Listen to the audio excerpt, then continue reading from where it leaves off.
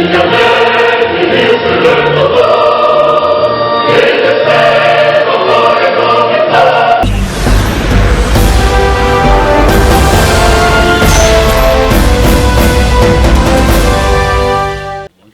le directeur du journal La Machette. Quel bilan pour 61 ans de l'indépendance du Togo?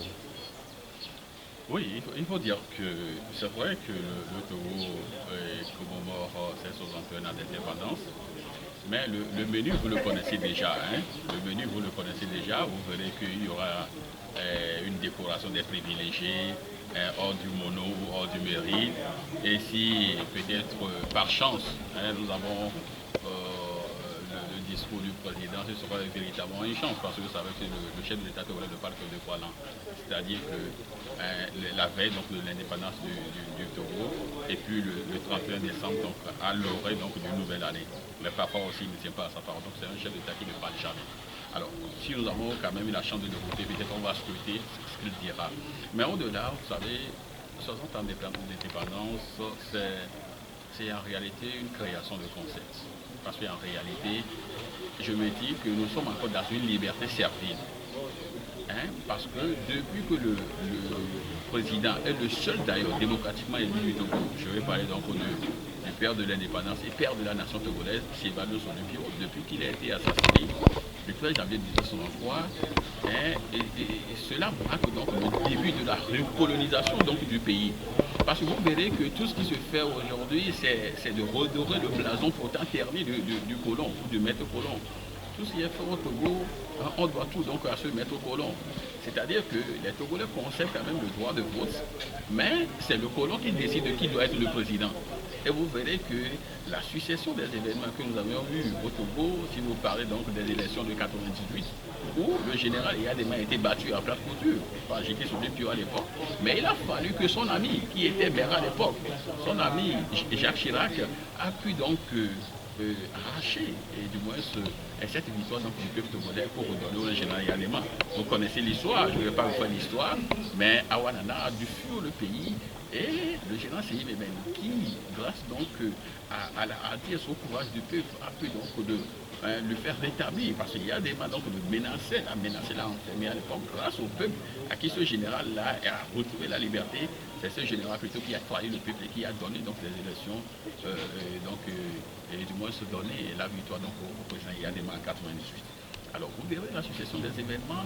En 2005, vous avez vu ce qui s'est passé à la mort du général Yadema.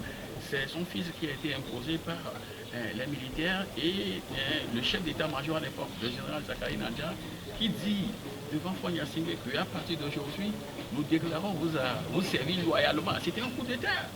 Mais que dit la France? Non, la France donc, a donné une bénédiction, du moins à ce coup d'État. Or, à l'époque, Omar Konaré, Alpha Omar Konaré, qui était le président de la commission de l'Union africaine, a dit que sur un coup d'État, on doit chasser ceux qui sont imposés à la tête du Togo.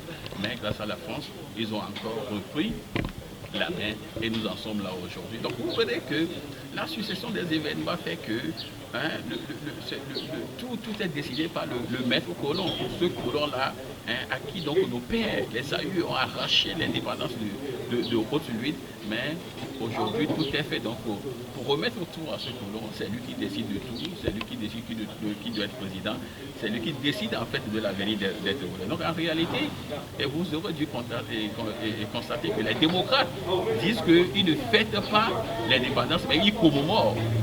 Ça a tout un sens, parce que les Togolais depuis ce jour ne sont toujours pas eux. Voilà. Donc en réalité, le Togo n'est pas indépendant. Non, c'est une création de concept, comme je le dis en réalité. L'indépendance acquise de 60 à 63, nous n'avons qu'une indépendance de 60 à 63.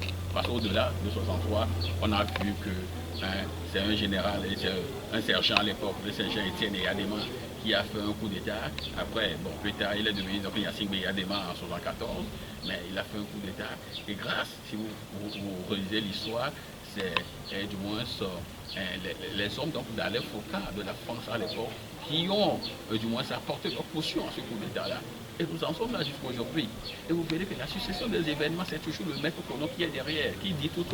Donc en réalité, demandez-vous, posez-vous vous-même la question si nous sommes réellement indépendants. Non, c'est une liberté servile, c'est tout. Vous avez suivi